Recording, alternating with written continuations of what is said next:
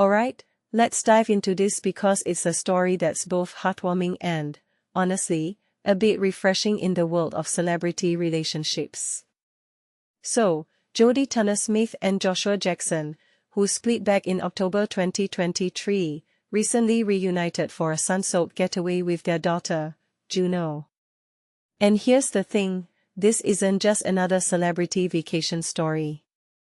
What makes this really interesting is how they're handling co-parenting. Personally, I think this is a masterclass in putting your child first, and is something we don't see enough of in the public eye. First off, let's talk about the context. They finalized their divorce in May 2025, which means this reunion isn't just a fluke, it's a deliberate choice to co-parent effectively. Jodie shared glimpses of their trip on Instagram, and one thing that immediately stands out is how natural it all feels. There's a photo of Joshua holding Juno on his lap, and it's not just a post shot. It's a moment that screams, "We're in this together." What many people don't realize is how rare this level of cooperation is post-divorce, especially in the spotlight. It's easy to get caught up in the drama, but these two seem to have prioritized Juno's well-being above all else.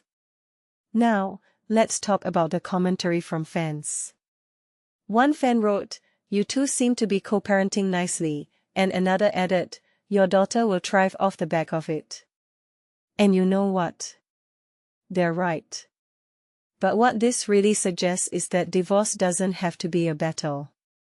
It can be a transition into a new kind of family dynamic, one that's built on respect and love for the child. Jodie herself mentioned on the Joy 101 podcast that she and Joshua have centered Juno in all their decisions.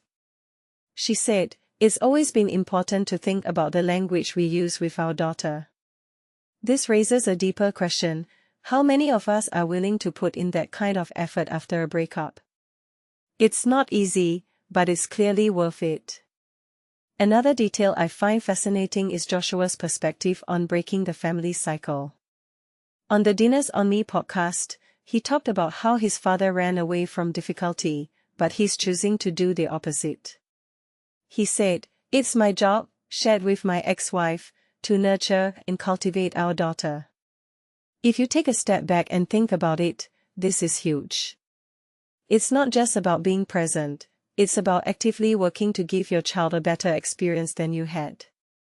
That kind of self-awareness and commitment is rare, and it's something I think we should all applaud.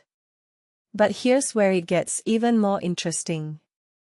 Despite their efforts, they've admitted it's not always perfect. Jodie said, "We are learning as well and not always getting it totally right." This honesty is crucial because it humanizes the process. Co-parenting isn't about being flawless, it's about showing up and trying your best.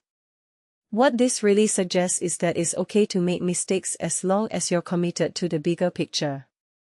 From my perspective, this story isn't just about Jodie and Joshua, it's about a larger conversation on parenting, relationships, and personal growth.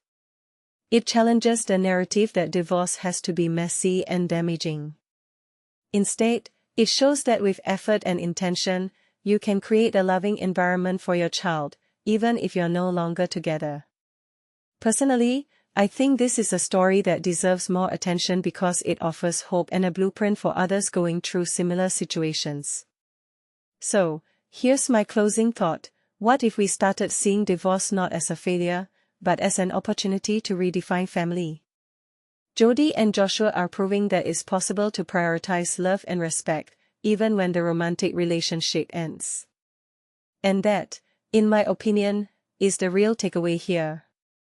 It's not about the vacation or the Instagram posts, it's about the mindset. What do you think? Is this the kind of co-parenting we should be celebrating more? Let me know in the comments below.